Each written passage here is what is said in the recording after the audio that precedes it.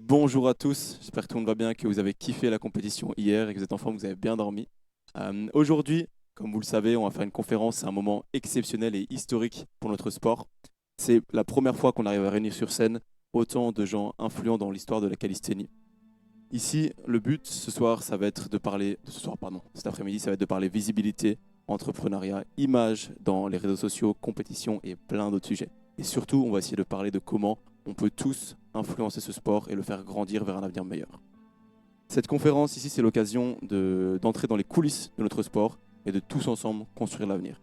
Avant de parler à chaque intervenant et les présenter un par un, je vais appeler Greg, organisateur de ISN et de cet événement. On peut applaudir bien fort, s'il vous plaît, Grégory, qui va nous faire un petit mot d'introduction. On se répète, mais sans lui, ni hier ni aujourd'hui ne serait possible. Alors merci Grégory pour tout ce que tu fais.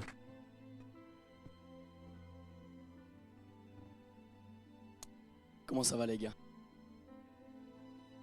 Surpris de hier? C'était pas mal hein? Ouais, j'ai dormi comme un fou. Couché 6 heures, réveil midi. Grasse mat. Vraiment, problème de ma vie hein. Très content de faire cette conférence. Très content d'avoir fait cette soirée aussi. Rempli d'émotions, rempli de moments qui vont certainement écrire l'histoire. Ils l'ont même certainement déjà écrite. Aujourd'hui, le but, ce n'est pas de reproduire ce qui s'est fait hier, parler de performance et montrer un petit peu notre sport, non.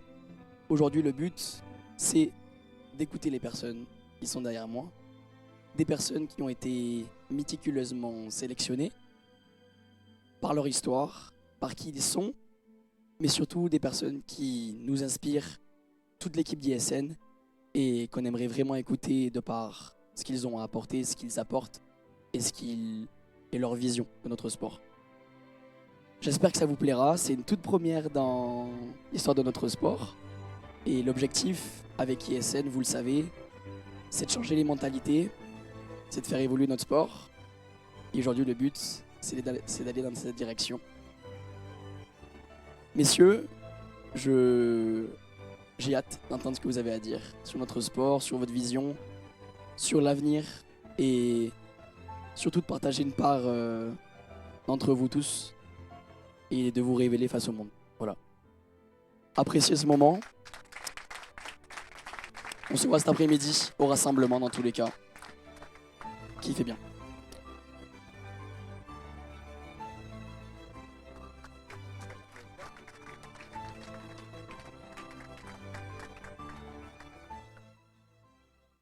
Bien, il est temps de passer à nos chers intervenants. Notre premier, vous le connaissez bien sûr, il est entrepreneur et athlète passionné de street workout depuis plus de 9 ans, fondateur de SWO Street Workout Official et Toolbars. Il œuvre activement au développement de notre sport pour créer un écosystème solide et durable. Mesdames et messieurs, Agustin, s'il vous plaît.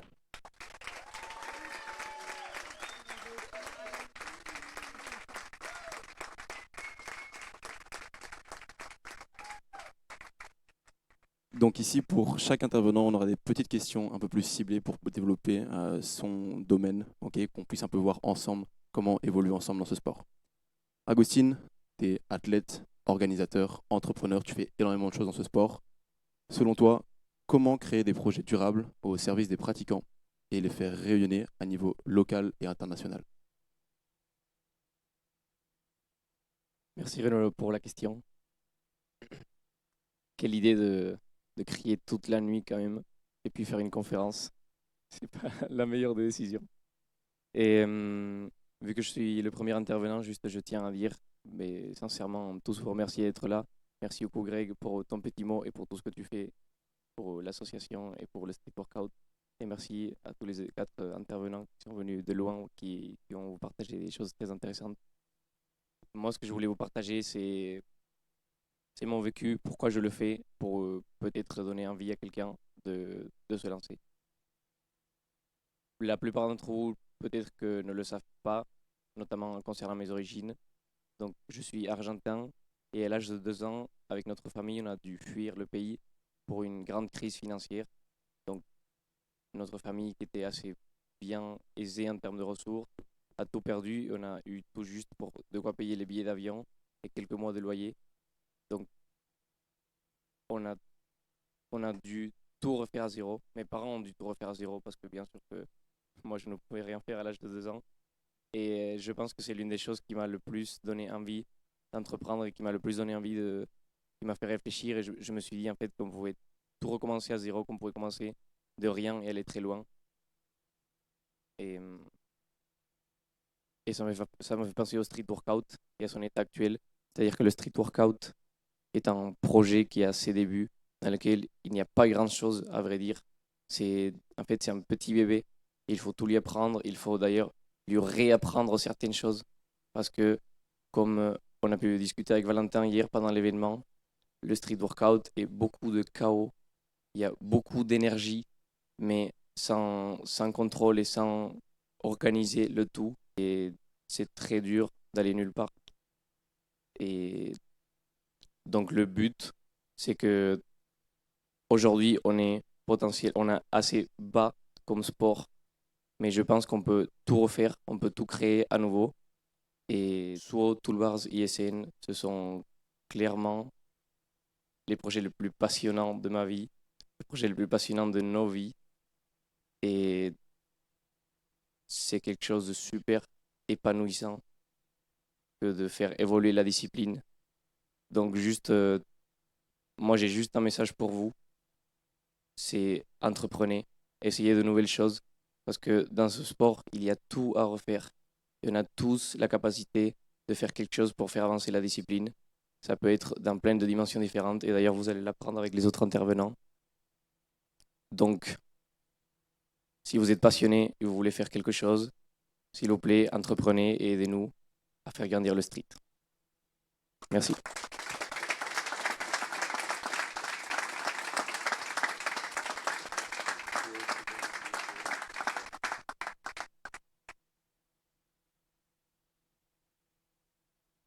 Merci Agustine pour ces belles paroles et pour cette première intervention.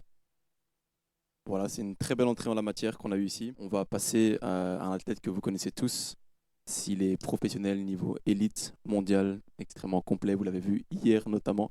Membre fondateur de Neo Strength, il cumule maintenant plus de 360 000 abonnés sur Instagram. Je ne sais pas si on se rend compte à quel point c'est énorme, 360 000 personnes. Grâce à des gens comme lui, le sport est connu au-delà de notre discipline. Il travaille énormément avec une rigueur épanouissante, ce qui est nécessaire pour performer au plus haut niveau comme il le fait. Mesdames et messieurs, notre deuxième intervenant, Ilyes, s'il vous plaît.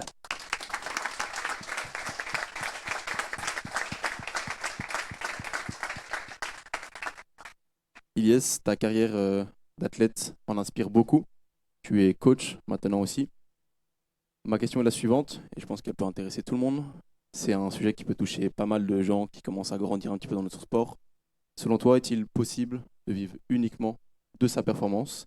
Quelles sont les limites du modèle actuel? Ou est-ce obligatoire d'être coach ou influenceur pour vivre de sa passion dans le street workout? Ok, bon bah déjà salut tout le monde. J'espère que vous avez bien dormi, que vous n'êtes pas trop claqués d'hier. Désolé, j'ai une voix un peu ouais, un peu rock and roll. Bon, du coup, moi aujourd'hui, je vais vous parler un peu de mon parcours parce que je pense que ça peut en intéresser pas mal. D'ailleurs, dans la salle, est-ce qu'il y a des personnes qui souhaiteraient vivre de la calisthénie ou simplement qui en vivent? Ouais, Nathan, ok, là-bas au fond. Ouais, ok, ok. Ouais, ok. Bon. Moi, je vais vous expliquer un peu mon parcours. Ça fait 10 ans que je pratique la calisthénie. À mes débuts, pour moi, c'était inconcevable de juste de gagner un peu d'argent avec ce sport. Et je me souviens, mon premier cash prize, ça a été une compétition.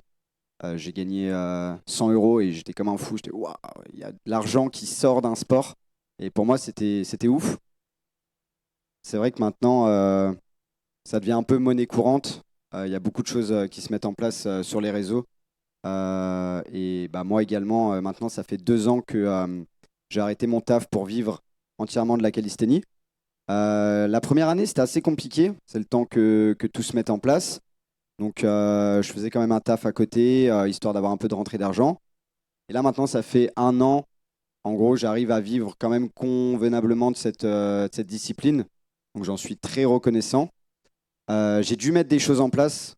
C'est pas venu tout seul. C'est pas parce qu'on a un niveau, enfin un gros niveau dans le street que forcément on va être payé par un club ou quelque chose. On doit mettre des choses en place. Donc du coup, moi, sur mes réseaux sociaux, je propose des services de coaching. J'ai également un site internet avec des ventes de programmes. J'ai mis en place aussi de la monétisation sur TikTok, sur YouTube. Et puis également aussi des sponsors maintenant qui commencent à rémunérer. Notamment, du coup, l'un de mes premiers sponsors qui m'a rémunéré, qui m'a accompagné, c'est Agustine avec Swo. Donc, je te remercie par rapport à ça. On a travaillé 1 an ensemble et ça s'est super bien passé. Et ensuite, j'ai eu des possibilités un peu étrangères. Et maintenant, j'ai un sponsor polonais qui me permet de bien remplir mes fins de mois. Donc, c'est cool. Après, voilà, attends, j'avais mis des petites notes là parce que j'ai un peu tout zappé. En plus, désolé, j'ai pas beaucoup dormi. Tac. Ok, désolé, hein. Ça va sinon? Un peu long là, ça commence à être long. Tac.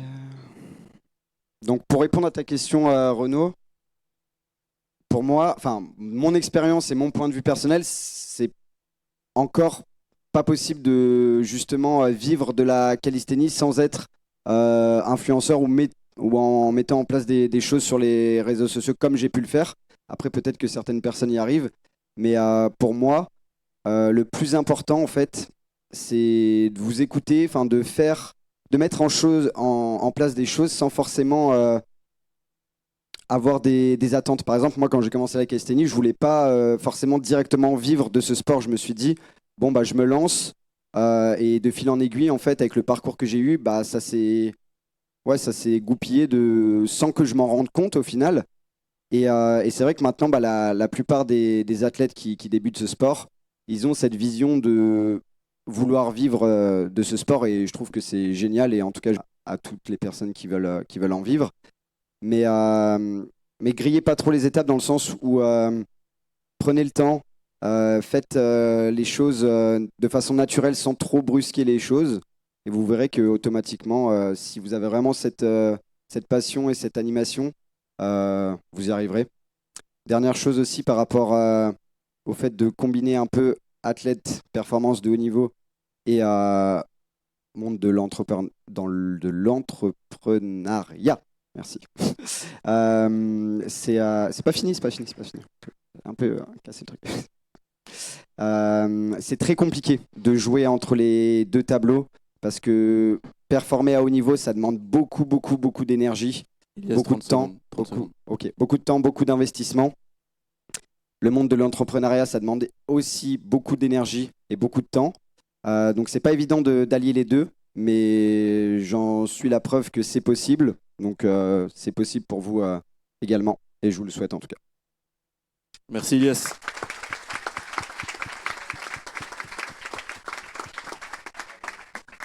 Merci Ilyes, très complet comme réponse. C'est chouette d'avoir un point de vue d'un athlète qui a réussi à vivre du street workout et qui en vit encore.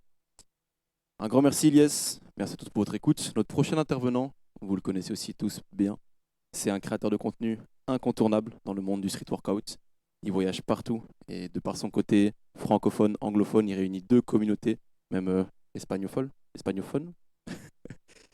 Donc à travers sa chaîne YouTube, il voyage dans le monde du street workout un peu partout aux 4 coins du monde. Il nous offre la culture des différents pays et des différents athlètes. Il rencontre plein de gens influents et moins influents. Il participe à plein de compétitions. C'est aussi l'ambassadeur ISN. Mesdames et messieurs, vous l'avez vu hier, toute la journée, faites un maximum de bruit pour Nicky Lian, s'il vous plaît. Salut tout le monde. Ok, les gars, je vais m'excuser d'abord pour 2 choses. Si je m'exprime pas trop bien en français, pardon. Et 2, c'est freestyle complet. J'ai pas de notes, j'ai rien. Mais c'est dans le cœur. Donc, Vos applaudissements, s'il vous plaît. Et Nicky, tu t'exprimes très bien en français. merci. Alors Niki, tu as exploré la scène internationale, tu as voyagé dans le monde entier pour découvrir les différentes communautés de street workout. Selon toi, déjà, qu'est-ce que tu as appris de ces voyages globalement? Et quelles sont les forces et faiblesses des différentes communautés et des différentes scènes dans le monde du street workout? Ok, bonne question. Euh, bon, bah, on va parler un peu du début, pourquoi je suis ici. Ça a vraiment commencé l'année dernière. Je me suis mis à fond dans YouTube, pas parce que je voulais percer sur YouTube, même pas parce que je voulais faire une chaîne qui est genre à propos de moi. J'avais juste un seul but, c'est de créer une chaîne à propos du street. Et de fil en aiguille, elle a pris vie parce que je pense que les gens qui regardaient, ils ont compris qu'en fait, c'est pour nous tous. C'est pas pour moi, c'est pour les athlètes, c'est pour que tout le monde ait une voix. Et en fait, euh, ce sentiment que j'ai eu au début, c'est c'est le symbole qui va un peu répondre à cette question. C'est qu'en fait, si on se met tout le temps au centre, on va aller nulle part. C'est plus qu'une personne. Et en fin de compte, mieux vaut avoir, j'ai dit ça souvent ce week-end, mais mieux vaut avoir 1% d'une compagnie qui vaut 1 million d'euros que 100% d'une compagnie qui vaut 1 000 euros. Et du coup, ce que j'ai vu de bien et de mal dans le monde, le pire, c'est... la meilleure façon de le dire, c'est la politique dans le street. Ça sert à rien.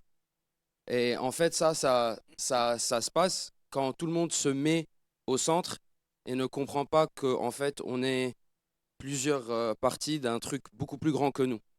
Chacun, tout le monde qui fait du street, que ce soit les meilleurs athlètes au monde ou les mecs dans le parc qui commencent, vous représentez le street en soi. Donc si on sait qu'on fait partie de quelque chose de plus grand, beaucoup plus grand que nous, ça nous permet d'avoir une vision beaucoup plus grande. Et vu que vous représentez le sport, du coup, c'est comme des vagues, le ripple effect. Euh, et puis, je vais toucher sur un truc qu'Agustin a dit, c'est que quand on regarde le street, au début, c'était très pur, les débuts de street. Même dans la vie de chacun, quand tu commences, c'est très pur. Tu fais des tractions, tu es heureux, tu fais ton premier muscle-up, tu es heureux. Et puis, on est passé par la phase, je dirais, adolescent, rebelle. On est devenu mieux en street, mais avec ça, on est devenu beaucoup plus critique. Tout le monde qui a eu un niveau, il se permettait de critiquer le niveau des autres. Et là, je pense qu'on atteint un niveau un peu plus mature en street. Et j'ai vu ça avec l'ISN. Genre, NS, il voulait faire un rasso à Annecy, c'est comme ça que ça a commencé. Et vous vouliez faire une compète à Toulouse. Et au lieu de se dire, vas-y, on va faire deux trucs et tu fais ton truc, je fais mon truc, vous êtes mis ensemble et voilà, on a l'ISN. Donc ça, c'est le résultat d'une maturité. Et en fait, c'est cette maturité qui va, à mon avis, résoudre la plupart de nos problèmes. Donc, voilà. Vous faites partie de quelque chose de plus grand que vous. Merci Niki, merci beaucoup.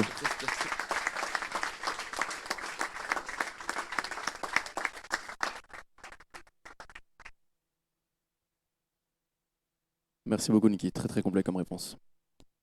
On va passer à notre dernier intervenant. C'est une figure clé du développement de la calisthénie, aussi bien au Brésil, dans son pays d'origine, et maintenant à l'international. Preuve en est, il est ici parmi nous aujourd'hui. Il a des années d'expérience dans l'organisation d'événements, la mise en relation des communautés et la création d'opportunités pour les athlètes. C'est un entrepreneur à succès qui est ici parmi nous aujourd'hui. Et son entrepreneuriat dépasse maintenant les barrières pour venir dans la calisthénie et nous aider au quotidien. Faites du bruit s'il vous plaît pour Gilson, mesdames et messieurs.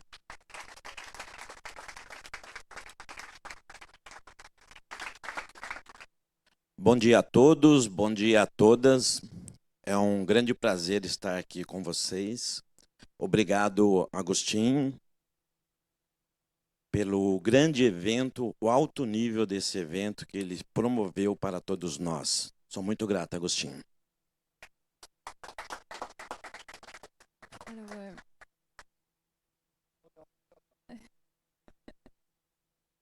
Bonjour à toutes et à tous, c'est un grand plaisir d'être là aujourd'hui. Ça a été un grand événement hier aussi, dont j'ai été très reconnaissant de faire partie et qui m'a très plu. Merci beaucoup. Only word I say in French. Only merci beaucoup. Well, bem, com grande prazer de poder estar aqui com vocês, essa juventude toda, é uma enorme satisfação. Para quem não me conhece, meu nome é Gilson, eu sou do Brasil e tenho 55 anos e sou apaixonado por calistenia. Alors, c'est un grand plaisir d'être parmi vous tous, parmi la jeunesse. Et si vous ne me connaissez pas, je m'appelle Jaunso, j'ai 55 ans et je viens du Brésil. Bem, a calistenia para mim é um esporte maravilhoso que até hoje eu não consegui entender por que ela não está sendo promovida no mundo inteiro com grandes patrocinadores, um evento que deveria estar sendo televisionado e não está. Eu sempre me pergunto, mas por que isso não acontece? Isso poderia estar acontecendo, nós temos outros esportes como tênis, futebol, enfim, muitos esportes olímpicos, e a calistenia ela não está aparecendo até o momento. Alors, je suis passionnée de calisthénie et la question que je me suis posée assez régulièrement, c'est pourquoi la calisthénie n'est pas aussi promue que les autres sports comme le tennis ou le foot, toutes les disciplines olympiques, comme on pourrait voir aussi à la télévision. Donc voilà, c'est ce qui m'a le plus mue. Então, como um empresário e um desejo meu de ter um estilo de vida calistênico, estou promovendo no meu país para que seja incluso a maioria da população, um esporte mais democrático e de mais fácil acesso a toda a população. Donc mon intérêt, c'était aussi de promouvoir toute cette discipline dans mon pays, au Brésil,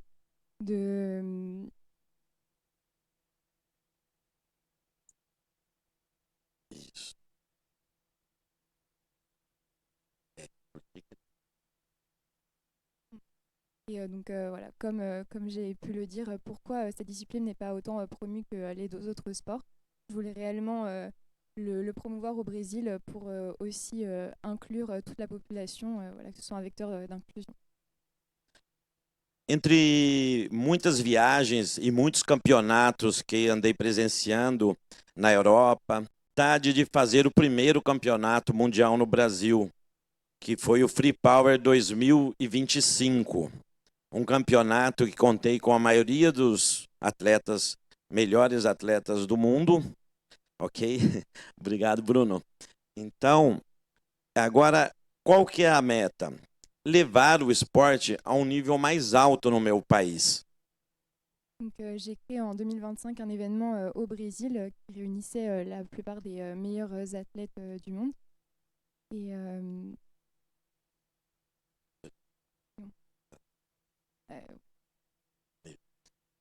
E então, o que eu peço a vocês, os melhores do mundo, que repito que estão aqui hoje, né? Todos os melhores, yes, todos fantásticos, né? Para que se unam, ok? Como se fosse a Mitsubishi, união para crescer juntos. Precisamos dessa união. Precisamos que todos os atletas que estão aqui se entendam entre todos os países para que façam regras claras, para que todos os campeonatos possam ter regras e, com isso, os patrocinadores se motivarem a patrocinar o atleta. Porque vivemos num capitalismo e os atletas precisam ter rendimentos, atletas precisam receber o dinheiro. Não existe atleta sem dinheiro. Donc l'intérêt, c'était de créer un championnat et un événement qui permettait d'unir et de réunir tous les athlètes et aussi de leur promettre quelque chose, donc des prix et aussi de pouvoir les payer. Donc voilà, c'était vraiment l'idée de réunir tous les athlètes et de participer tous ensemble. Então, repito, vamos nos unir, vamos nos unir, escrever regras para que possamos estar competindo com a linearidade, ou seja, as regras têm que ser no Brasil, na França, na Itália, na Espanha, regras claras para que conseguimos colocar patrocinadores e remunerando sempre bem o atleta para que motive cada dia mais bons atletas que nós temos e passando por dificuldade, porque não tem um patrocínio. Então é importantíssimo que tenhamos o patrocínio. Sem o patrocínio, nosso esporte fica muito difícil de crescer. Donc l'idée c'était de devenir partenaire et de permettre de payer tous les athlètes, d'être un petit peu une sorte de mécène et de poser toutes les règles de la calisthénie à travers tous les pays, que ce soit en France, en Italie, à travers le monde. Ok, é isso que nós precisamos então. A união de todos, isso é uma família para mim. Vocês são uma família. We are family for me, ok? Nós precisamos nos unir para crescer o esporte. É isso que nós precisamos. Sou grato a todos vocês. Muitíssimo obrigado pela ajuda, pela motivação. E estou sempre apoiando os campeonatos, aonde estiver, em qualquer parte do mundo. Muito obrigado.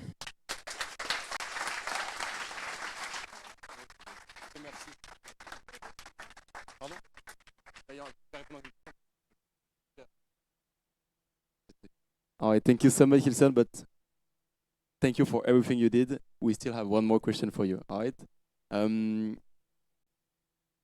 Du coup, je vais la faire en français, comme ça vous comprenez tous. Et d'ailleurs, j'en profite, parce qu'on n'a pas encore fait, on peut vous dire bien fort Léa qui fait le travail de traduire ici derrière. C'est extrêmement dur. Alors un grand bravo à elle. C'est vraiment pas évident et elle fait un super travail, alors un grand merci. Alors ma question, Hilson, pour toi est la suivante. Ah, dis-moi. Après, you will have like a FAQ before after that, at the end of the convention. Hilson, I will do it in French, right? Comment les projets entrepreneuriaux peuvent-ils aider à structurer la discipline et selon toi, quelles sont les mentalités à adopter pour ça?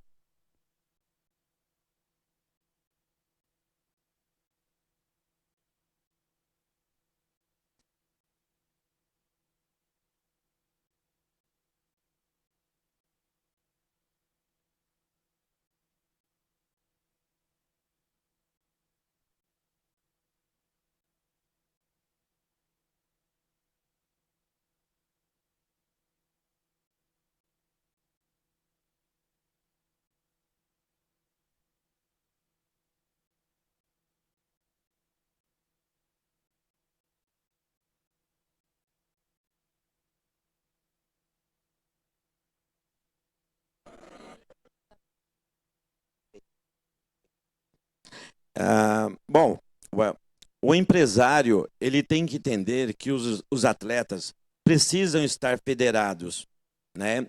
Uma federação forte, uma única federação mundial forte, aonde os atletas estejam inscritos e cumpram as leis para que passem a atender aos requisitos da federação com as regras. Isso é muito importante.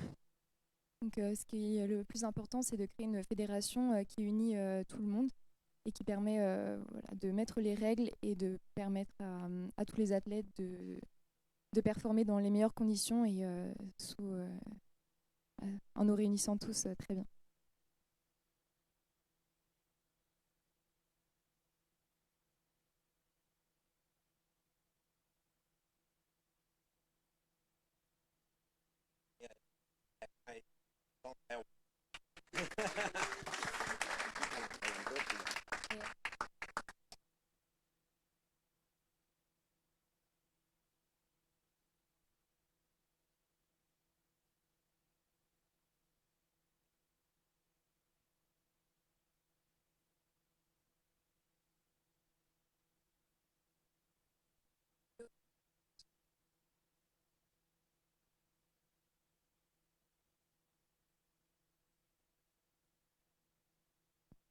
Merci, on peut vous dire bien fort Hilson, s'il vous plaît, mesdames et messieurs.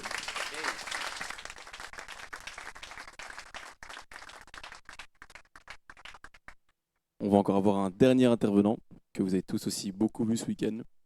C'est un acteur clé du développement à Toulouse grâce à Toulouse Bars, un membre actif de la structuration des projets autour du street workout. Il travaille sur la création d'opportunités des athlètes, la mise en place d'opportunités notamment pour les coachs aussi avec la structure Toulouse Bars. Et il est là pour mettre en place un cadre solide dans nos disciplines en France. Merci d'accueillir s'il vous plaît, mesdames et messieurs, Charlie.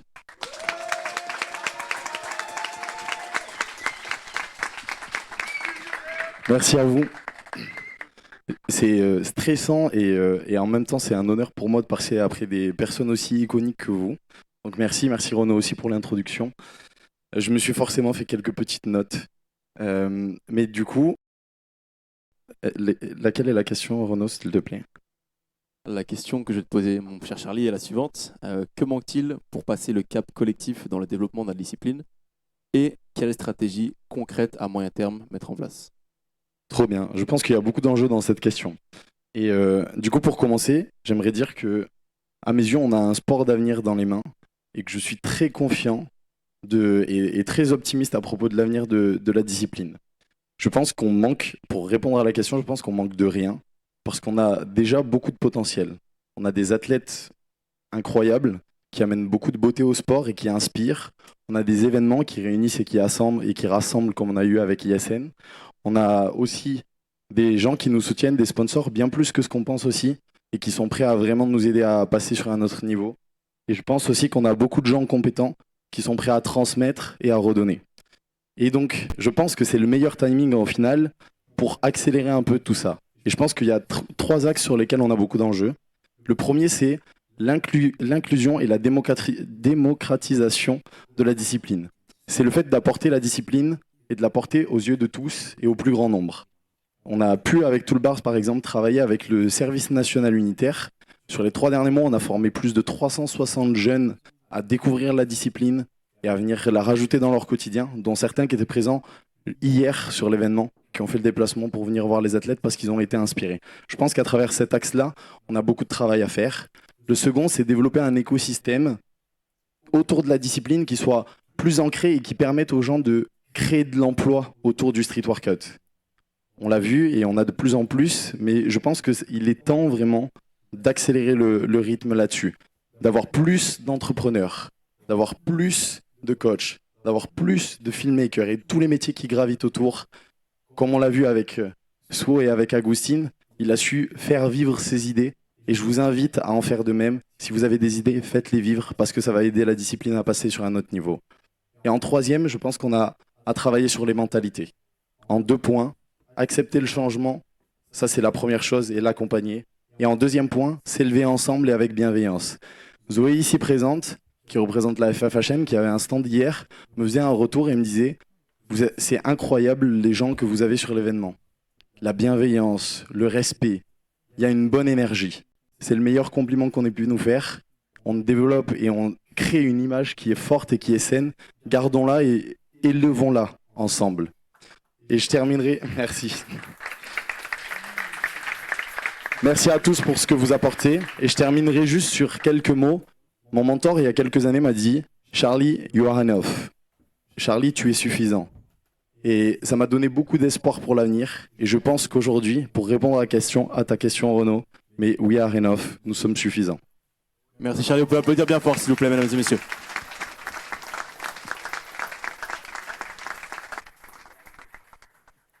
Bien, on a pu donc découvrir ces 5 magnifiques intervenants.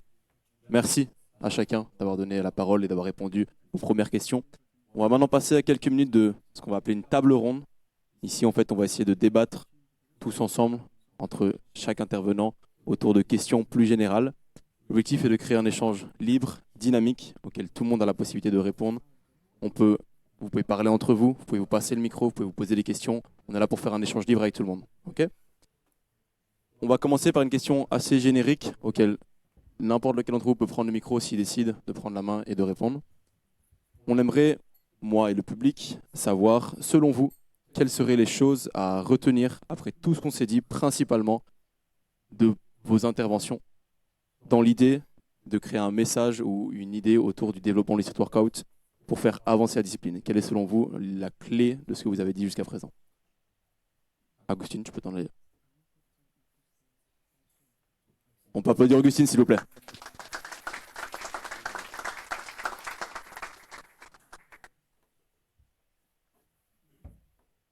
Pour moi, ça saute aux yeux quand même, après tout ce que j'ai entendu avec les 4 intervenants. Et franchement, merci beaucoup d'avoir apporté votre point de vue. J'adore ce moment, c'est génial. Et on a beaucoup parlé de fédérer, et je pense que c'est le mot. Je ne parle pas forcément d'une fédération à proprement parler, mais de tout simplement faire en sorte qu'un groupe de personnes aille vers une même direction, avec un objectif commun. On peut fédérer avec plusieurs choses, avec une réelle fédération, par la performance aussi, par les communautés et par une façon de penser. Et j'ai beaucoup aimé Charlie, je pense qu'ils ont des états d'esprit qui se ressemblent beaucoup, où il y a beaucoup de bienveillance. Et en fait, c'est ça, on est chacun d'entre nous, on est seulement une personne dans toute la communauté. Et la communauté, elle est bien plus grande que nous. On devrait être au service de cette communauté. Et en fait, c'est fou parce que ma réponse, c'est qu'est-ce qu'on devrait faire et quel est le point commun? Mais c'est juste faire ce qu'on est en train de faire maintenant. Donc, être tous ensemble, en train de réfléchir. Des gens qui veulent de façon bienveillante faire grandir le sport. Et chacun d'entre nous le fait d'une façon différente. Donc, je trouve ça exceptionnel. Merci, Agustine. Tu as parlé de fédérer, globalement tous ensemble comme on est en train de le faire, mais dans fédérer, il y a aussi la fédération. J'aimerais poser une question à Niki par rapport à ça. Toi qui as voyagé dans le monde entier, tu as vu des pays fatalement qui ont déjà leur fédération de street workout, j'imagine, ou plus ou moins, ou que c'est en construction. Est-ce que tu as vu des pays qui sont en voie de fédération ou qui ont une fédération auxquels ça apporte vraiment quelque chose au sport? Ok. Bon. Il y a beaucoup à dire. Prends le temps. Ok. Bah, en vrai, parce que je vais répondre, mais je vais répondre avec des questions qu'on doit tous se poser. Moi, à mon avis, et c'est pas pour glaze ISN, c'est vraiment le top du top en termes de la direction dans laquelle il faut aller. Parce que à la base, le noyau de tout l'événement, c'était une collaboration. Et en fait, c'est sur cette idée que je veux me baser plus que le mot fédération, c'est collaboration. Parce que là, vous êtes tous qui faites du street et qui sont adjacent au street. C'est le moment parfait. Parce que le jour où le street, il évolue, bah vous êtes déjà dedans. On est tous déjà dedans. On évolue avec. Et du coup, il y a plusieurs trucs très importants. Donc, du côté Orga, la collaboration, et puis il y a le côté public. C'est vraiment le côté public qui change tout, à mon avis, avec l'ISN, parce qu'on a un public qui est engaged, engagé. Ils savent ce qu'ils regardent. C'est pas des gens dans un fitness expo qui se baladent et ils voient des gens sur des bars. C'est des gens qui connaissent la discipline et ils connaissent les athlètes. Alors, chacun, il a une pièce à poser dans cette mosaïque. Chacun de nous, tout le monde. Moi, c'est plutôt, j'essaye avec le côté audience, partage des histoires. Les orgas, par exemple, c'est plus pour organiser un truc comme ça. Mais en fin de compte, c'est une mosaïque. Et du coup, j'ai rien vu dans le monde comme ça, pour répondre à ta question. Mais hier, ça m'a donné beaucoup d'espoir. Comme l'année dernière, mais hier encore plus, et je ne m'attendais pas à ça. Le plus je vois de choses, en fait, le moins je m'étonne, mais hier, ça m'a rappelé qu'en fait, il y a vraiment quelque chose. Et c'est ça. Et il faut cultiver plus de ça. Alors, comment le faire? On peut parler de 1001 choses, et j'aimerais bien en parler, mais je ne sais pas si j'ai répondu à ta question. Je pense que tu as répondu en partie à la question. Tu parles de complémentarité de chacun, des athlètes, des organisateurs, des créateurs de contenu, bien sûr du public. C'est trop important, le public. J'en profite pour rebondir sur ce que tu as dit, c'est que moi j'ai participé à beaucoup, enfin je me permets de prendre la main là-dessus aussi un petit peu. J'ai participé à beaucoup d'événements en tant que speaker, j'ai vu des dizaines de publics différents, Et je n'ai jamais vu un public comme vous hier. Je vous l'ai dit hier dans l'euphorie en criant sur scène. Mais vraiment, merci à vous parce que vous avez été extraordinaire. Et je pense que, notamment par exemple, Ilyes en a parlé aussi, avoir un public comme ça sur un événement, c'est vraiment ça qui va créer l'engouement autour du sport. Et quand, notamment Niki, on parle de communion tous ensemble, va créer des vidéos autour de ça, ça peut tomber sous les yeux de personnes qui ne connaissent pas le sport, voir l'engouement que vous apportez. Et grâce à vous, vous pouvez vous applaudir, vous faites grandir le sport. Merci beaucoup.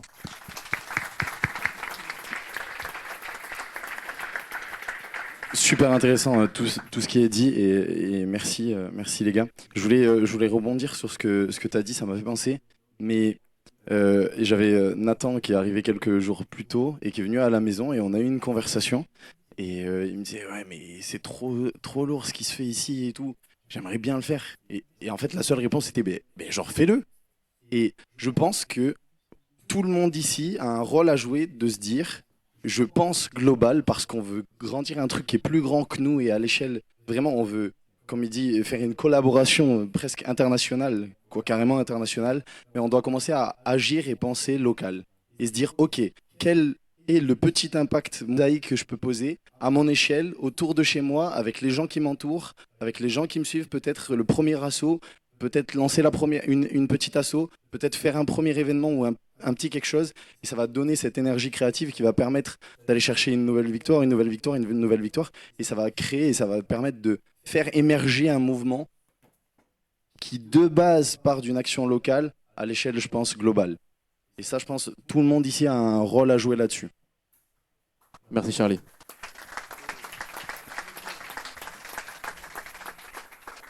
Je rajoute une petite chose, et en fait, tu as totalement raison.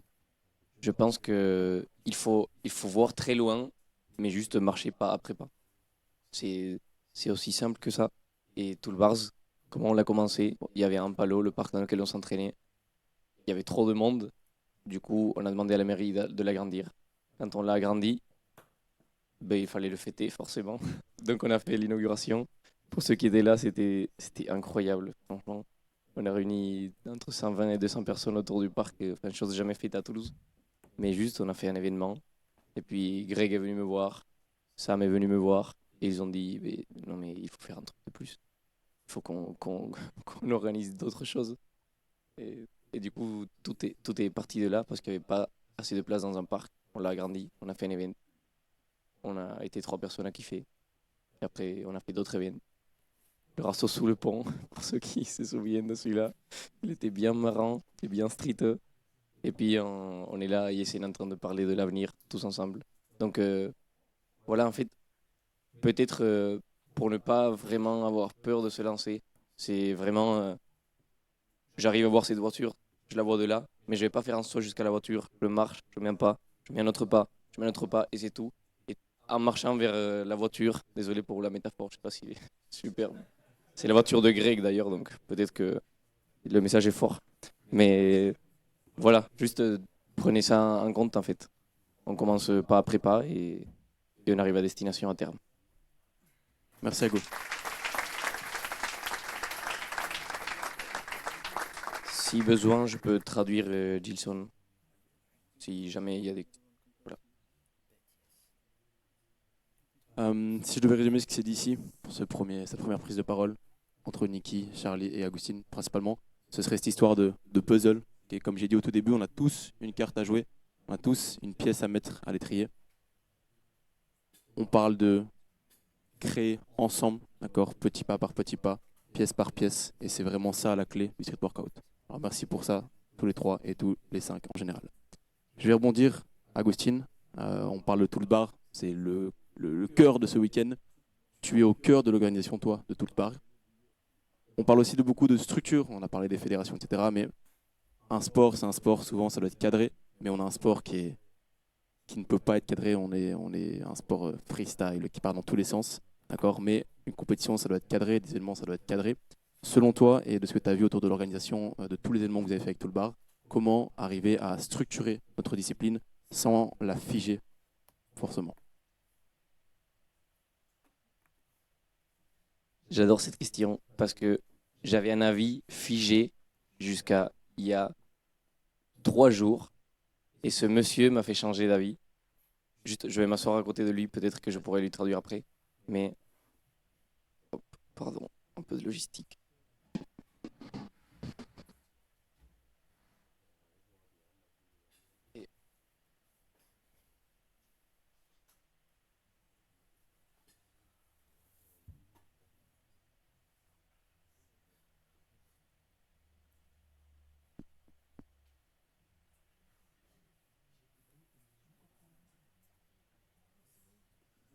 Elle est belle la coupe ou pas? Est-ce que c'est pas la plus belle coupe de street que vous avez vue de votre vie? On est d'accord. Ellie.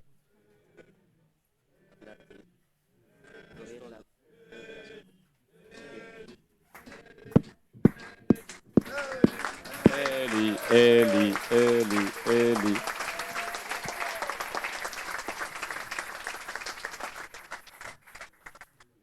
Franchement, ISL, cette édition, on dirait que c'est un film et on avait fait toute l'histoire et en amont. C'est formidable. On n'aurait pas pu l'écrire comme ça. Je pense que c'est Niki qui en avait parlé, mais c'est formidable. Donc bravo Ellie.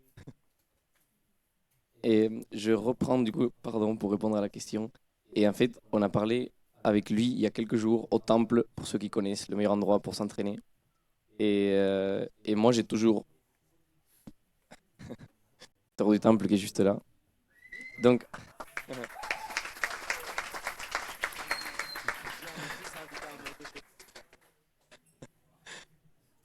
on est tous invités à manger chez lui ce soir, il a dit.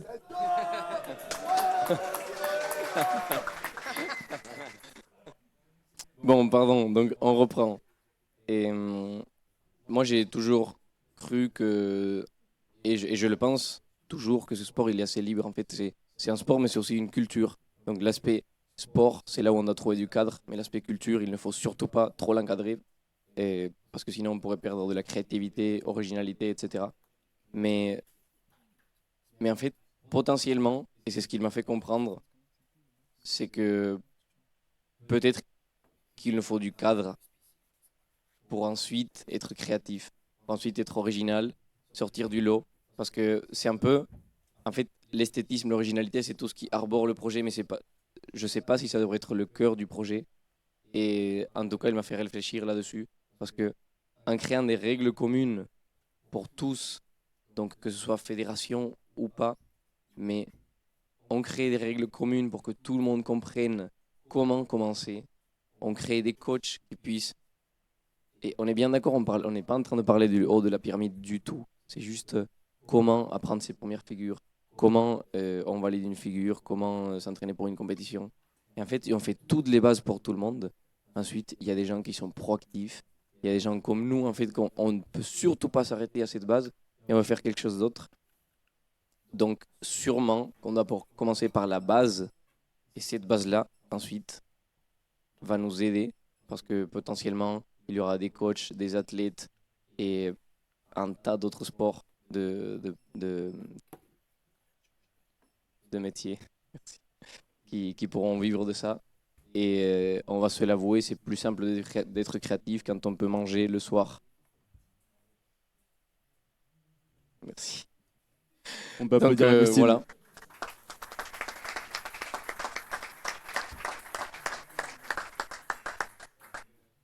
Bien, merci beaucoup pour cette réponse complète. Quelqu'un veut réagir ou on passe à... Parfait. J'ai une petite question parce qu'il s'endort un petit peu pour notre cher Elias. On a envie de t'entendre un petit peu. Ouais, je suis un peu fatigué d'hier soir là, j'avoue que. On l'est tous, t'inquiète pas. Il n'y a Vas-y, aucun souci. tu peux me poser ta question. Donc, en tant qu'athlète Ouais. très suivi sur les réseaux, on parle aussi beaucoup d'équilibre dans un sport, dans une discipline. Et toi, comment verrais-tu cet équilibre entre athlète élitiste comme toi et tout venant, débutant comme monsieur, madame, tout le monde? On a vu récemment sur les réseaux des petits soucis à gauche, à droite, des vidéos qui sortaient par-ci par-là pour élever ce débat-là. Comment faire en sorte que les athlètes élites comme toi puissent élever le sport de par leur visibilité, de par leur performance, sans faire entre guillemets de l'ombre aux débutants qui, eux, voudraient aussi s'exprimer avec leurs performances qui sont fatalement moins élitistes, mais de haut niveau quand même. Ok, donc moi je suis pas mal actif sur les réseaux, donc je pense que vous voyez mes posts sur Instagram, également YouTube et TikTok. Je suis un peu à la page et à la tendance de ce qui se fait sur les réseaux, parce que forcément au plus on développe ce sport sur les réseaux, au plus ça se concrétise dans la vraie vie. Euh, L'algorithme d'Insta et les réseaux sociaux ont beaucoup évolué, comme la discipline. Donc forcément, il faut se mettre à la page.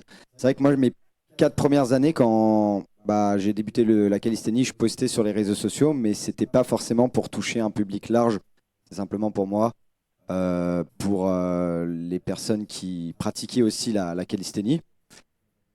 Mais à un moment donné, en fait, et d'ailleurs Niki l'a très bien dit, par rapport au fait que tout doit s'assembler, ça part aussi des réseaux sociaux dans le sens où la communauté, il faut être proche d'elle sur les réseaux sociaux, mais également dans la vraie vie, pardon, lors des rassos, des événements. Et également, en fait, le but, c'est de toucher un nouveau public à travers les réseaux. Et c'est pour ça qu'en fait, on met en place des stratégies qui vont fonctionner sur les réseaux pour attirer de nouvelles personnes dans ce sport. Et combien de messages j'ai reçus des personnes qui me disaient ah putain, je suis trop content, grâce à toi, grâce à une vidéo, je suis tombé sur une vidéo de toi, j'ai commencé la discipline.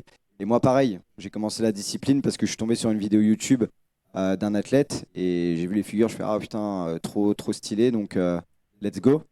Et du coup, moi, c'est ce que j'essaye d'apporter, tout en gardant un peu un style authentique dans ma façon de poster, dans ma façon d'être sur les réseaux. Mais c'est sûr que il faut se mettre en coordination avec les réseaux sociaux pour aller chercher des nouvelles personnes. Et ensuite, qui commencent cette discipline, se retrouvent du coup tous ensemble lors d'un événement ISN ou autre en France ou à l'étranger. Merci Ilyes. Et je voulais rebondir, mais merci pour le travail que vous faites sur les réseaux. Et merci à tous les athlètes qui font, parce que c'est d'être présent sur les réseaux. Je suis en coloc avec un créateur de contenu, je sais le travail que ça demande.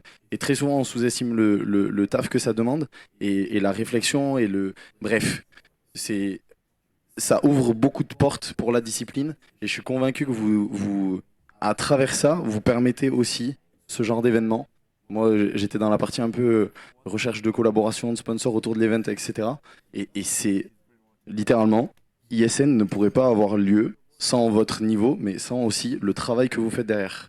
Et du coup, je voulais juste remercier tous les athlètes présents ici qui font du travail là-dessus et qui donnent aussi cette image sur les réseaux et qui font grandir l'image et qui démocratisent à travers leur travail la discipline en la montrant aux yeux de tous. Donc merci à vous.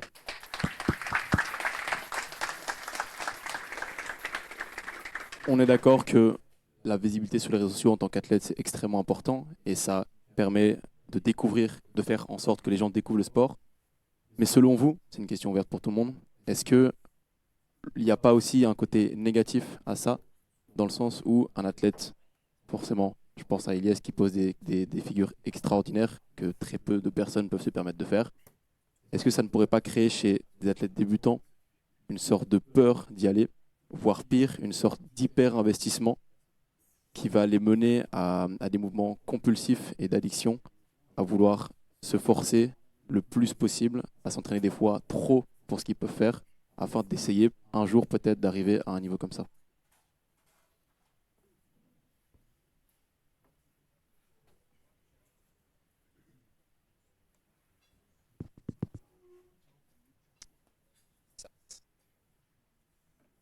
Oui, il était long la question. Je peux résumer plus simplement en te disant, donc les réseaux sociaux, est-ce qu'ils servent ou est-ce qu'ils pourraient léger. desservir à Ok. la discipline et à la pratique des débutants? Mais pour moi, les réseaux, c'est un moyen. Et les réseaux, je vous le rappelle, l'algorithme fonctionne enfin, j'allais dire au service, mais pas forcément, mais c'est le meilleur moyen qu'ils ont trouvé dans le monde pour nous faire passer des informations. Pourquoi? Parce que c'est lié à notre cerveau et à notre façon de réfléchir. Ça veut dire que quelque part, c'est un peu malheureux, peut-être. Parce que c'est que on est. Peut-être qu'on devrait. En fait, pour moi, on devrait plutôt se remettre en cause en tant que personne et communauté plutôt que jeter la faute sur le réseau parce que les réseaux, c'est juste la solution qu'ils ont trouvée à notre cerveau et façon d'agir. Et ce sport est rempli d'ego. Et c'est la vérité. Et l'ego, peut-être, peut nous pousser souvent peut nous pousser et faire en sorte qu'on commence. Mais à mon avis, plus vite on s'en détache, mieux c'est. Et c'est vrai que en fait, c'est compliqué parce que on voit Ilyes faire une planche à 2 doigts et on est en train de commencer la tuck planche. Et bien sûr que du coup, on essaie de griller les étapes, on essaie d'aller au plus vite. Et c'est compliqué, mais j'ai envie de dire que c'est des leçons de vie. Parce que nous aussi, quand on a commencé, on a été un peu insouciants. Et peut-être on n'est pas passé par les bons chemins, mais c'est justement, en fait, il faut juste se tromper. Mais quand on se trompe, se rendre compte qu'on s'est trompé et essayer de rectifier le tir. Donc, c'est juste les réseaux sociaux, c'est une grande source de visibilité pour le sport et potentiellement inspiration. Donc, après, ça dépend vraiment de chacun, comment on gère cette information. Et voilà. Merci Agustine.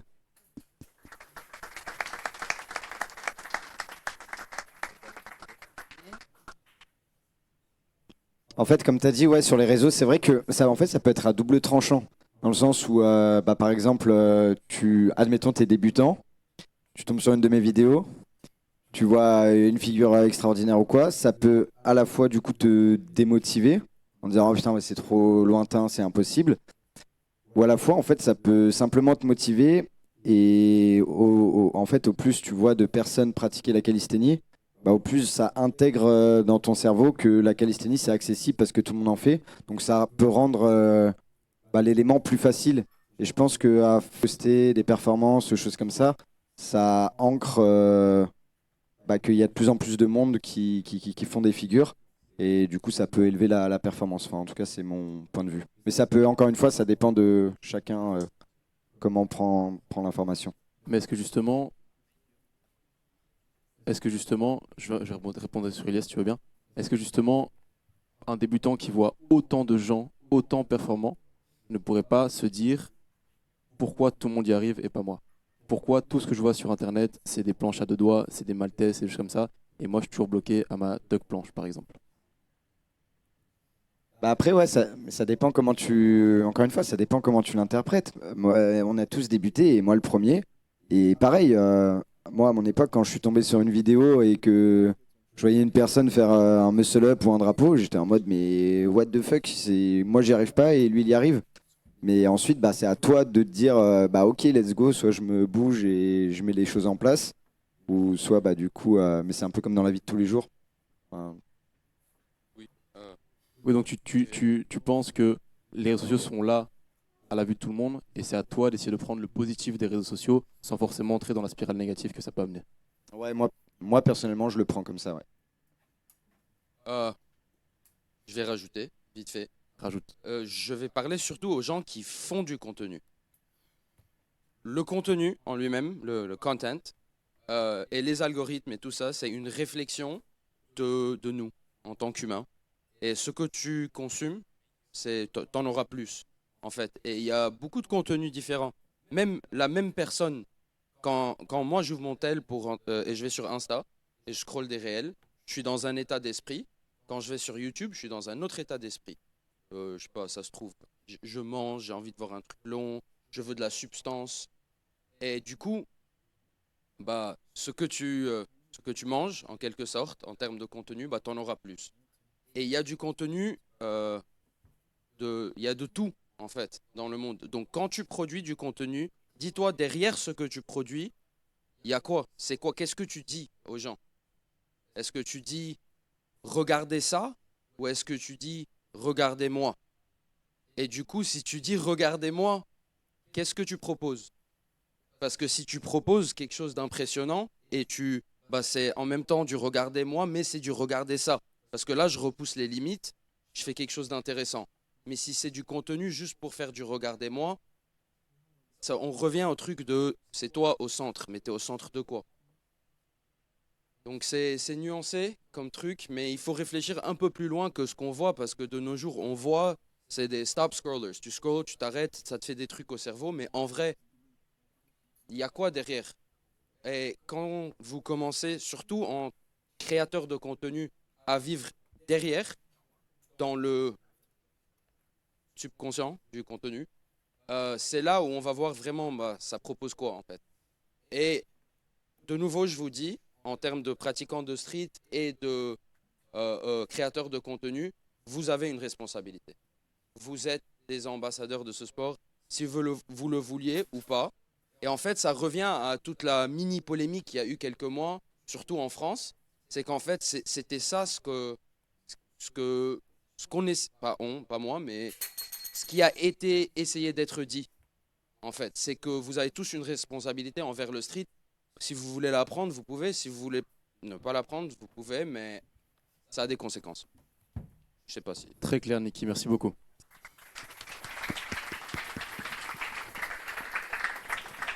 Et pour revenir sur le haut niveau sur les réseaux sociaux, déjà, moi, il y a une phrase que j'aime bien, c'est l'inspiration, c'est le début du changement.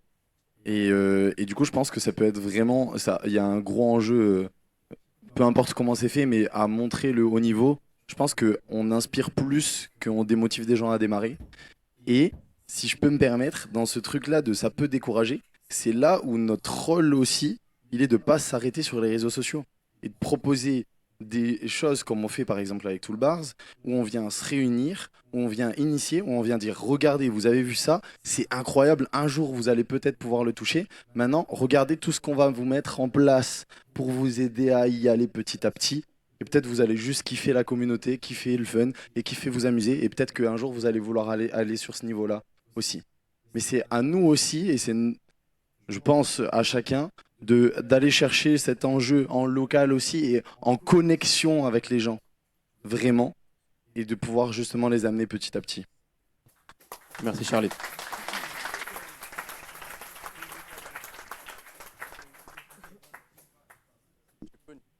Non les gars, je repars. En fait, c'est beaucoup plus profond que juste les réseaux sociaux. C'est une réflexion de tout ce qu'il y a de faux de faux. Je suis qui pour dire ça, mais tout ce qui va mal dans notre génération, c'est qu'on veut tout vite. C'est la même raison pour laquelle le street, ça prend du temps pour arriver où on sait tous qu'il va arriver un jour.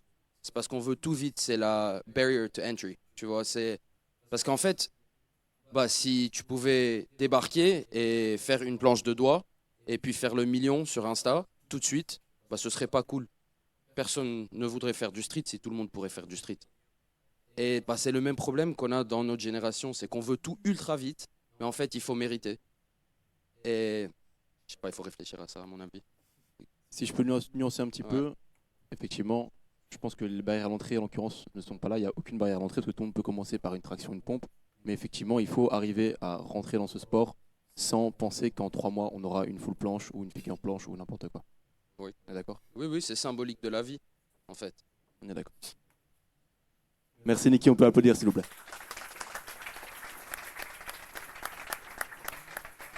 Charlie, je reviens sur toi. Tu parlais à l'instant de toutes les pratiques locales que vous faites grâce à Toolbars. Vous avez notamment une équipe de coach dans Toolbars, si je ne dis pas de bêtises. Selon toi, on en a déjà répondu un petit peu à cette question, mais plus globalement, quel est le rôle justement des coachs, des événements que vous mettez en place et la relation que vous avez avec les médias pour faire avancer la discipline de manière cohérente?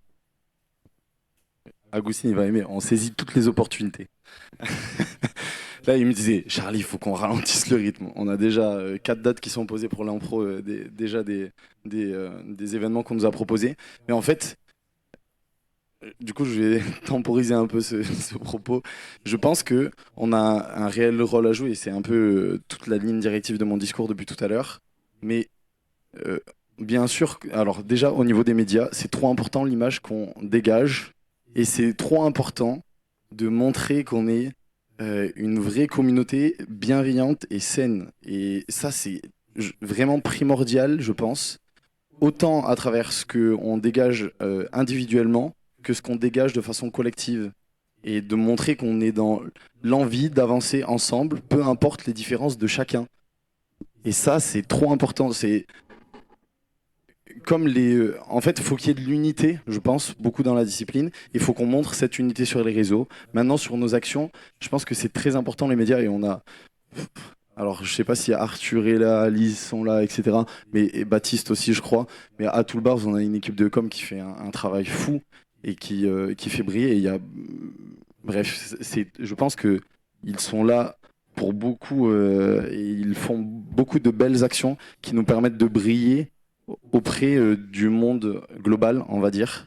Et ça nous attire plein d'opportunités qui sont géniales. Et notre rôle maintenant, c'est quand on a des opportunités qui se présentent, c'est d'y aller avec les bonnes personnes et de proposer des prestations de qualité.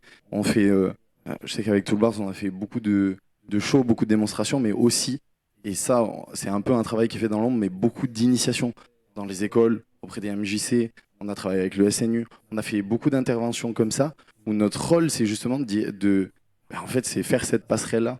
C'est de se dire, il y a une entrée, et cette entrée-là, on va aider les gens à passer le cap.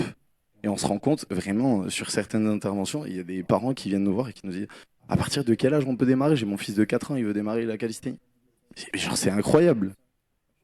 Et sur le long terme, je suis convaincu que ça va ouvrir des portes, parce que si tu as cette volonté-là de se dire des parents qui ont tellement confiance qu'ils ont envie d'inscrire leur enfant à un bambino, quoi, et de le mettre dans ton club, bah, c'est l'opportunité de créer un club.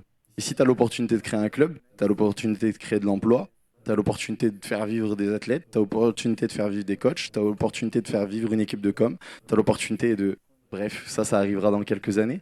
Mais en tout cas, je suis convaincu qu'il y a un réel rôle de symbiose entre ce qu'on rejette et ce qu'on fait en local. Et je pense qu'on doit agir fort dans tout ce qui est possible dans cette idée de démocratiser à fond la discipline et de venir aider à faire les premiers steps à tout le monde. Désolé, je me suis un peu étalé. Hein.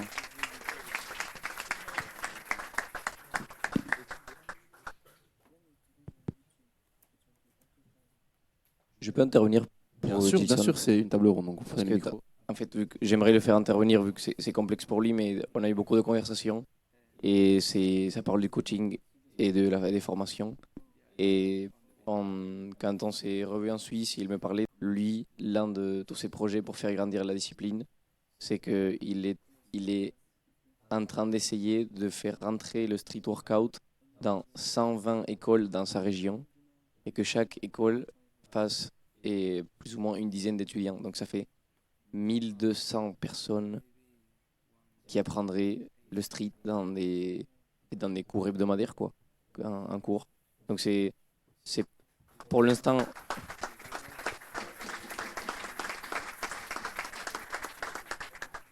C'est un projet qui est en cours et il m'en a parlé il y a quelques mois. Mais je pense que je pense qu'on s'en rend pas compte, mais si ce genre de sport, on peut réussir à le mettre en place dans des écoles, et parce que c'est la jeunesse qu'il faut commencer à former maintenant pour que dans quelques années, ce soit des machines de guerre. Aujourd'hui, souvent, on commence à 18 ans ou 20 ans pour certains, même parmi les top mondes. Et juste si on avait commencé 10 ans avant, mais le niveau... que des lits, oui, finalement. Que des lits. Et donc voilà, je pense que ce type de choses que Gilson est en train de mettre en place sont intéressantes. Donc oui, merci. Thank you, Gilson. Bien, je vais poser une question entre Agustin et Niki principalement.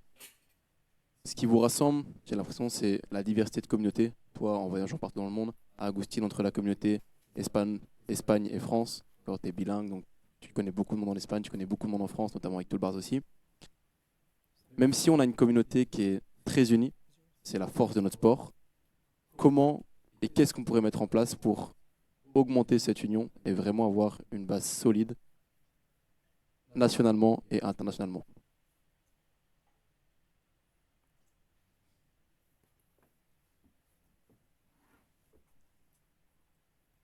On ne pourra pas forcément convaincre tout le monde, et ce n'est pas grave. Mais il y a des leviers à prendre en compte et des choses qu'on peut mettre en place. Je dirais que ce qui est super important déjà, c'est commencer local, comme Charlie a dit. Et en fait, Toolbars est un test qui a répondu très positif, qu'on pourrait ensuite répandre encore plus à une échelle plus grande. Mais en fait, moi je dirais qu'il faut le vivre avec passion, mais avec du cerveau aussi. C'est-à-dire que mais juste nous, on est des passionnés, on a une équipe de bénévoles qui est formidable et on est super complémentaires. Donc pour moi, c'est un mélange de... En fait, moi je suis passionné, j'estime que mon rôle dans l'association, c'est de faire en sorte que tout le monde soit au bon endroit, qu'il soit épanoui et qu'il puisse aider les autres. Donc il faudrait qu'on essaye de fédérer plus au niveau des équipes et des communautés locales pour essayer de faire grandir quelque chose. Parce que franchement, là, au niveau de Toolbars, c'est devenu un peu une famille, mais vraiment, parce qu'on est super soudés et on passe 2 fois par semaine au moins 2 après-midi ensemble. Et donc pour moi, il faut essayer de fédérer la communauté avec des petites actions. Et il faut y croire, il faut être passionné, il faut être patient et il faut trouver les bonnes personnes, tout simplement. Donc oui, j'aime beaucoup une phrase qui dit que la chance est quand la préparation et l'opportunité se rencontrent. Donc je pense qu'il faut essayer d'être préparé un maximum pour, et en connaissant véritablement nos intentions, qui seraient du coup de développer la discipline et faire en sorte que la communauté, du coup, elle soit en union vers ce but. Merci Agustin.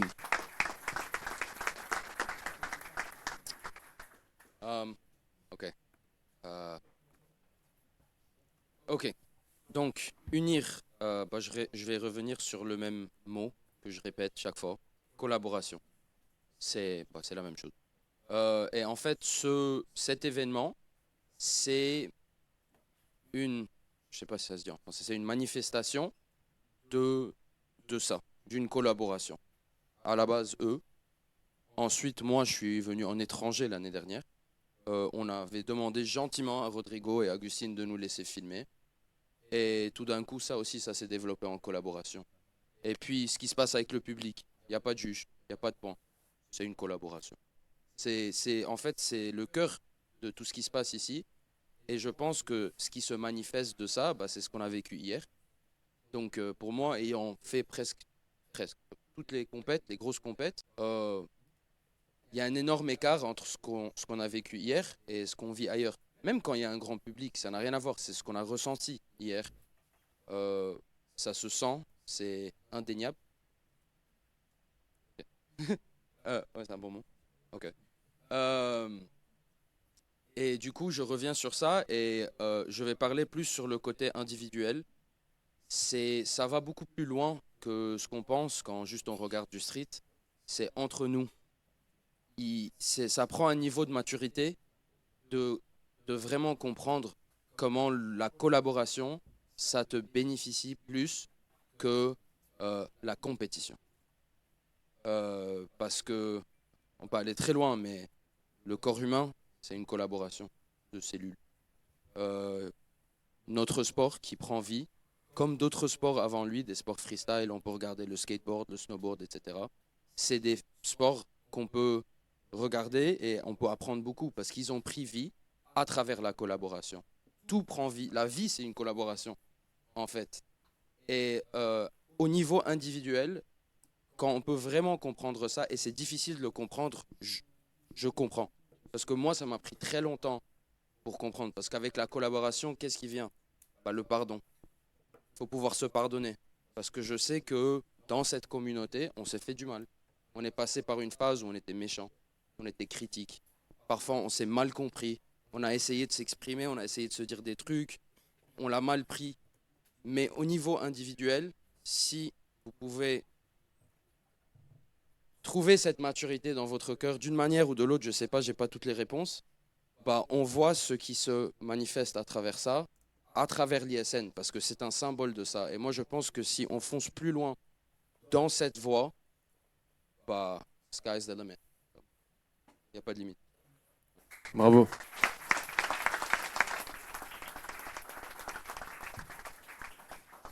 Je pense que ces magnifiques mots de la part de Niki peuvent clôturer cette table ronde, si vous l'acceptez. Merci à tous les 4, tous les 5. On va déjà les applaudir une dernière fois, s'il vous plaît, tout le monde. Un grand bravo à tous. Merci d'avoir pris la parole pour aider à faire avancer le sport. On va prendre 10 minutes de pause, comme ça on vous laisse un peu vous dégourdir les jambes. Allez boire un petit peu, il y a de l'eau pour tout le monde.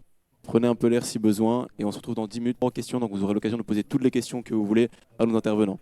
Merci tout le monde, à dans 10 minutes. Bien, mesdames et messieurs, merci d'être de retour. Je vais demander tranquillement de vous calmer. Merci de votre attention. On va pouvoir passer au moment où vous attendez tous, au moment où vous allez pouvoir communiquer avec nous, avec eux, nos intervenants. Vous aurez 15 minutes pour poser vos questions. À la base, on voulait fonctionner avec un QR code, mais pour essayer de gagner du temps, on va simplement lever la main. Je vais choisir les visages qui m'intéressent le plus. Non, je rigole. J'ai une question d'abord, vite fait. Les francophones qui ne comprend pas l'anglais. On s'en fout. On s'en fout. Non, je blague. Non, l'idée c'est que the non-French speakers, you can also ask questions in English and they will try their best to answer in English. Donc pour les Français qui ne parlent pas anglais, on va essayer de vous traduire aussi rapidement la réponse. So you can ask questions, vous pouvez poser des questions en français or ask questions in English if you want. Intervenant, on est bon? Première question. Je vois Matt là qui a déjà la main levée. Je vais t'amener le micro.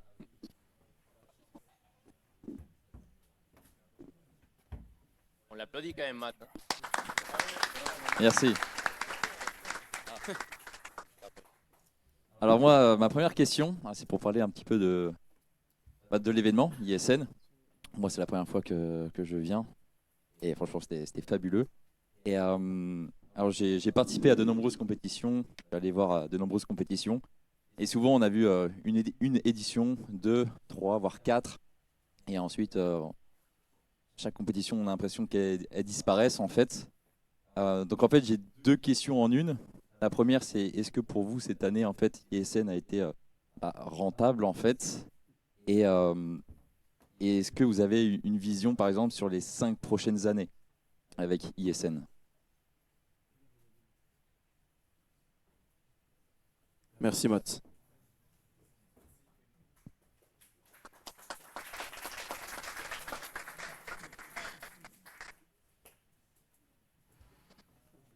Je pense à Val, le trésorier. Franchement, mais on l'adore. Il est là. Est-ce que vous voulez juste l'applaudir? Cet homme est fabuleux. Il est miraculeux. Vraiment, mais il n'y a pas un truc de travers avec lui. C'est fantastique. Ça compense bien certains de nos autres membres. Alors, pardon. Première édition, on a perdu 250 €. Deuxième édition, il y a des très fortes chances qu'on soit à 0, voire plus. Du coup, on va pouvoir aider les athlètes. Et on verra. Par la suite, il faut qu'on fasse les comptes. Et je dois dire ça parce que sinon Val va me taper sur les doigts. Mais il a raison. Mais en fait, deuxième édition, et tout est déjà OK, disons, sachant que l'événementiel, souvent, on met du temps à être rentable. Donc voilà. Mais sinon, on arrête l'année prochaine, on refait pas.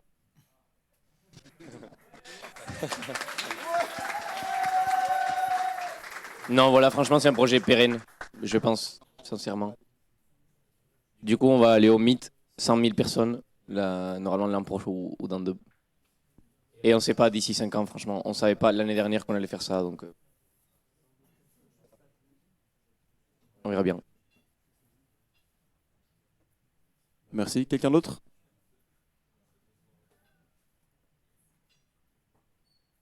Une question de la communauté féminine, c'est intéressant aussi à voir. On peut l'applaudir bien fort.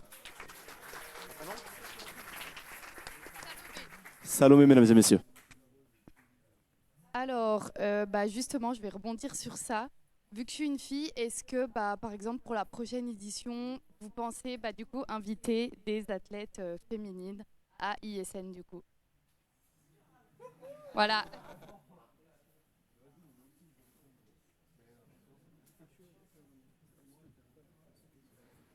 Alors pour répondre à ta question, Cette année, on a essayé d'être un peu différent dans la manière de structurer par exemple la finale où c'était vous par exemple le public qui désignait les 8 athlètes. Il y a eu des changements. On avait mis en place des choses, voilà Renaud, décale-toi comme ça je peux la regarder droit dans les yeux. On avait mis en place des choses qui malheureusement n'ont pas été faites, comme par exemple on devait mettre en place un battle 1v1 only freestyle. Du coup ça s'est pas mis en place. On avait plein d'idées et notamment aussi un battle féminin. Malheureusement, il n'y a eu qu'une seule athlète sur les deux sur les six carrément, ok, sur les 6 qui a été disponible. Donc, mais on y a pensé. Donc pour l'année prochaine, Augustine a dit qu'il n'y aurait pas d'ISN 3, donc non, désolé. Non, mais en tout cas, on y pense. On pense à justement diversifier un peu, faire des nouveaux battles, des nouveaux concepts. Donc pour l'année prochaine, ça deviendra qui pourra. Elle ne veut rien dire cette expression. Merci.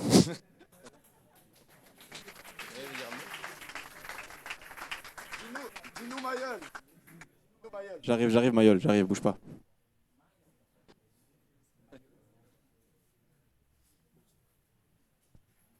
Moi, je veux rajouter un petit point. C'est moi qui gérais les athlètes pour ISN. Ouais, désolé pour ma voix, j'ai un peu trop crié pour Bruno. Du coup, c'est moi qui gérais tous les athlètes et les femmes. Je suis désolé, mais c'est super dur de les convaincre de les faire venir, tout simplement. On n'avait qu'une seule femme qui était motivée. Et c'est pas une question d'argent, vu on était bon à peu près au niveau des frais pour les aider. Et il y a une grosse pression, je pense, pour les femmes, pour qu'elles viennent sur scène, sur le devant. Et il faut qu'on essaye de changer les choses. On essaye de faire changer les choses en les invitant, en les mettant. Et on est persuadé que même pour nous, c'est clairement un avantage de les inviter parce que si monsieur il est fan de street workout et il veut venir avec sa copine mais qui n'est pas du tout du milieu, pour elle, ça sera beaucoup plus simple de venir voir des femmes qui font le sport que son copain fait. Et c'est beaucoup plus plaisant à regarder pour elle aussi de se dire que c'est possible qu'elle fasse la même chose potentiellement et que ce n'est pas réservé qu'aux hommes. Et même pour nous, c'est bien mieux en termes d'audience, comme disait Charlie, en termes d'inclusivité, hommes, femmes et autre chose. On veut inviter des femmes sur le devant parce que les femmes et les hommes sont des êtres géniaux et en termes de performance, c'est très différent. Les hommes, souvent, c'est très brut, très fort et les femmes, c'est beaucoup plus gracieux. Il y a une atmosphère tellement différente et on veut inviter des femmes. Donc, s'il vous plaît, les femmes, soyez courageuses et acceptez nos invitations. Et allez à toutes les compétitions, à tous les événements, vraiment, vous avez une chance inouïe. Pour l'instant, il y a très peu de femmes et je pense que vous avez toutes vos chances, même si vous débutez dans le milieu de la compétition. Merci.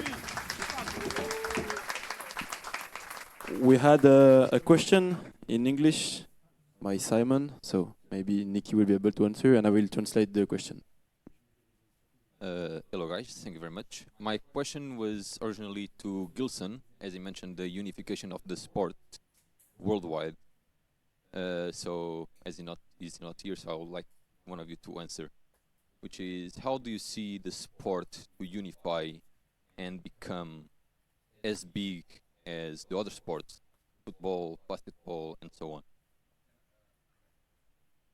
Je vais juste traduire juste avant. Donc la question ici de Simon, qu'on peut applaudir bien fort d'ailleurs, mesdames et messieurs.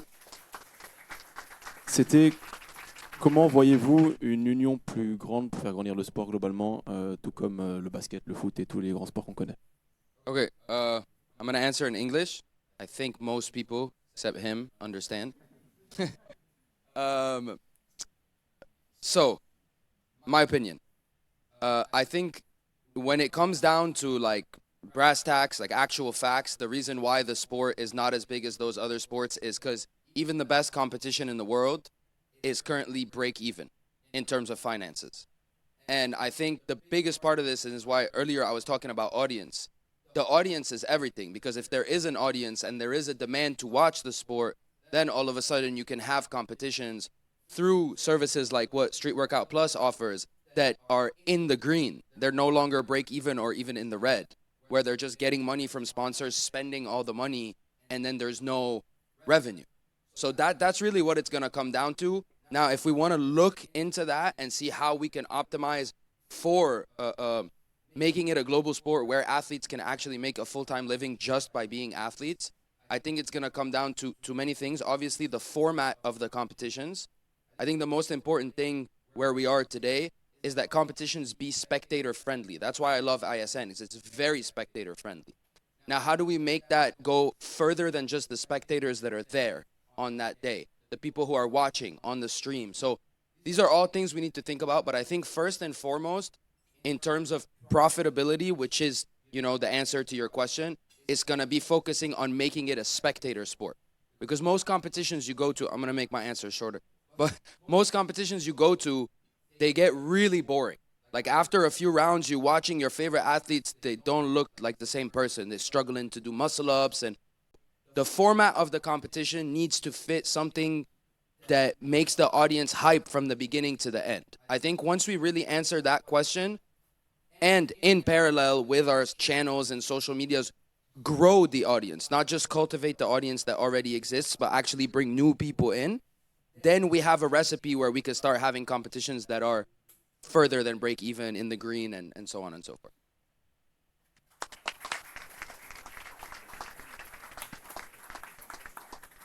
Merci beaucoup, Niki. Perfect answer. On va prendre une toute dernière question. Si quelqu'un en a une. Ici, ouais, j'arrive.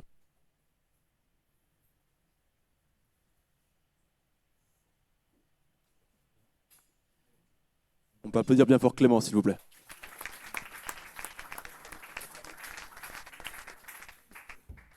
Merci.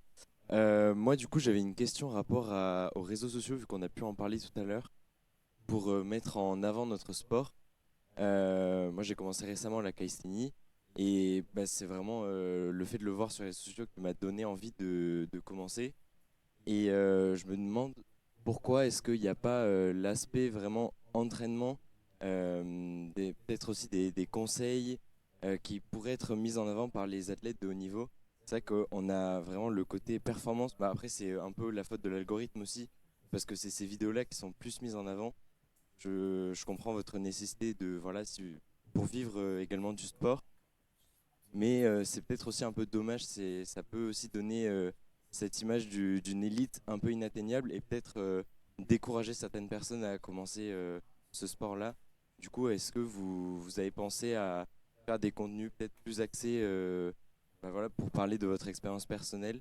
Enfin, après, il y a les formats longs sur YouTube, mais au-delà de ça, plus sur les réseaux comme Instagram ou TikTok, faire des vidéos dans ce style-là pour donner vraiment un côté encore plus humain au sport et à la calisthénie en général. Voilà.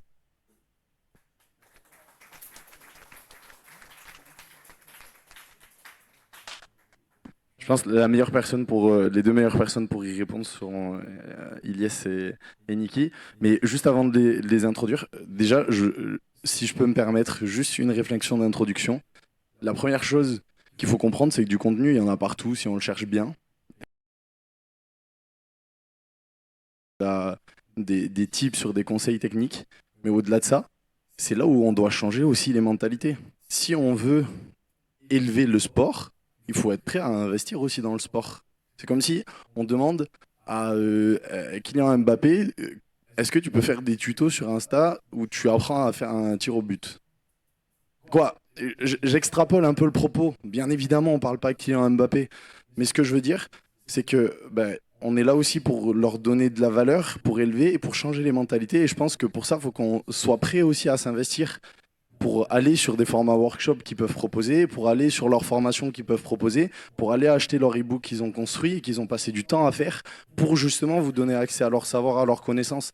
Et si on est sur une mentalité où on se ferme déjà juste à l'idée de se dire « Ah ben on veut tout gratuit vite sur Insta en un format de 15 secondes qu'ils ont ultra réfléchi pour nous et pour pouvoir avoir tous leurs conseils », on est en train de juste flinguer l'avenir de la discipline. À mes yeux, en tout cas, je partage mon opinion et je vais les laisser leur en parler un peu plus. Mais en tout cas, moi je pense que faut qu'on casse un peu les règles aussi et qu'on change un peu nos mentalités pour élever la discipline.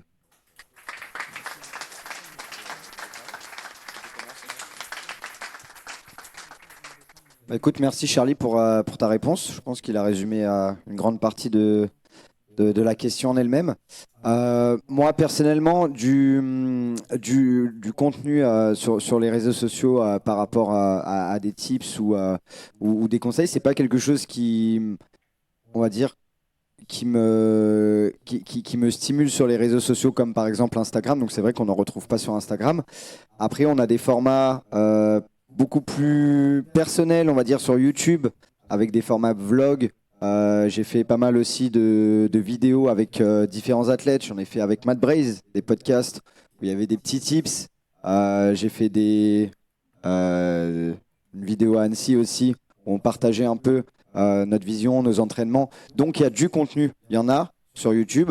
Pas mal, j'ai pas mal de mes collègues aussi comme Nathan, Livan qui proposent énormément de vidéos où ils partagent leurs entraînements. C'est vrai qu'après on ne le met pas en place sur Instagram. Mais nous, à côté de ça, et comme a dit Charlie, on propose également du coaching. Donc on pourrait très bien balancer un peu quelque chose sur Instagram, un tips par-ci par-là, mais ça serait un peu fake et moi, c'est pas dans ma façon d'être. Et je préfère avoir du coup directement moi qui mets en place du coaching. C'est, on va dire, un peu mon gagne-pain. Et il y a un accompagnement vraiment personnalisé. Et c'est ça aussi qui permet d'évoluer du coup moi personnellement. Et puis également pour ceux qui payent des prestations, ça serait pas on va dire cool pour ceux qui ont accès aux connaissances gratuites, mais en tout cas on peut quand même en retrouver du coup sur les réseaux comme YouTube.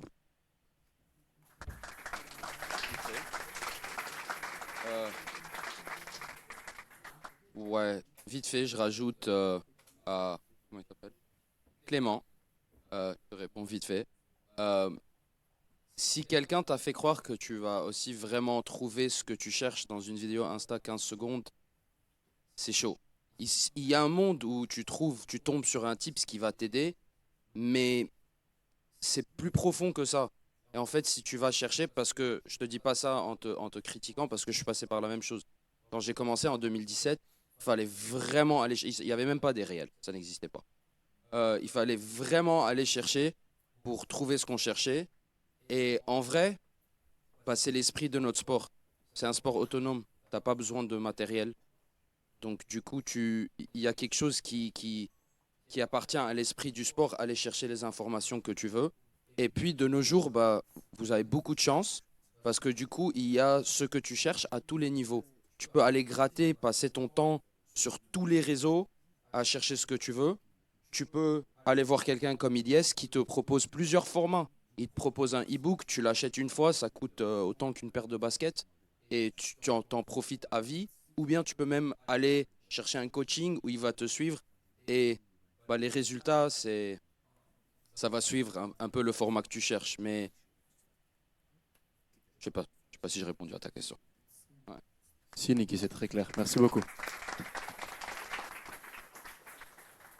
Bien, mesdames et messieurs, avant de clôturer cette conférence qu'on a faite ensemble et qui était très agréable, tu veux rebondir, Clément, rapidement?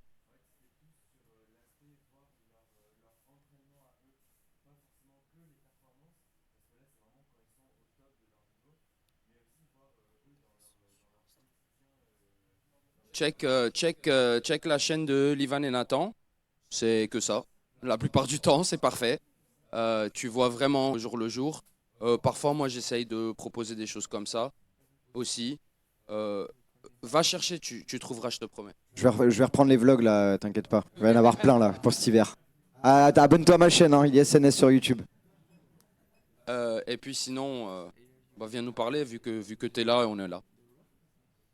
En parlant de venir te parler, donc juste après, on aura un petit moment tous ensemble, on pourra être dehors, discuter un peu tous ensemble. Donc, si vous avez des questions que vous n'avez pas eu l'occasion de poser ici, parce qu'on est assez short niveau timing, on pourra en discuter tous ensemble dehors avec les intervenants notamment. Juste avant, je vais laisser le micro à Agustin, qui va faire un petit mot avant de finir cette conférence.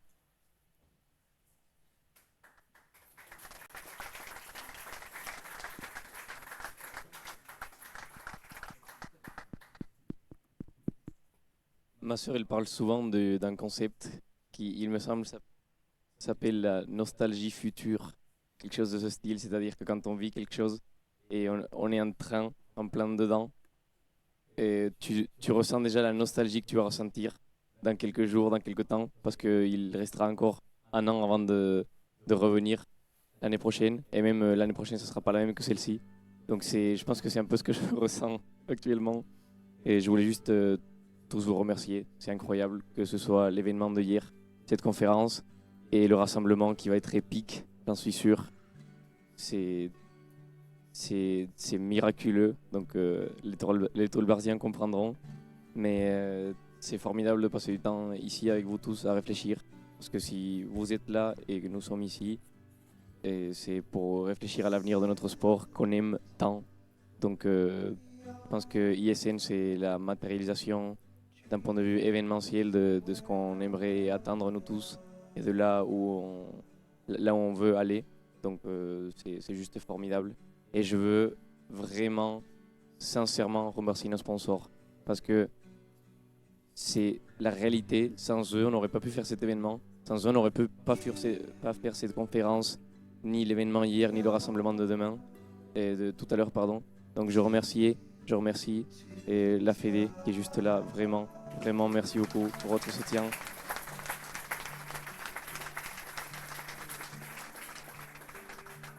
Et deux grandes entités qui nous ont soutenus beaucoup, Calisteniap et Honor qui est juste là, Calisteniap qui est en Espagne. Et bien sûr, avec Suo, on est là pour servir, on est là pour vous servir l'avenir du street workout. Et bref, juste merci beaucoup à tous. On se retrouve dehors ou au rassemblement tout à l'heure. Merci pour la musique, je suis sûr que c'est Charlie qui l'a choisi. Est-ce qu'il est fort ce mec? Merci et merci.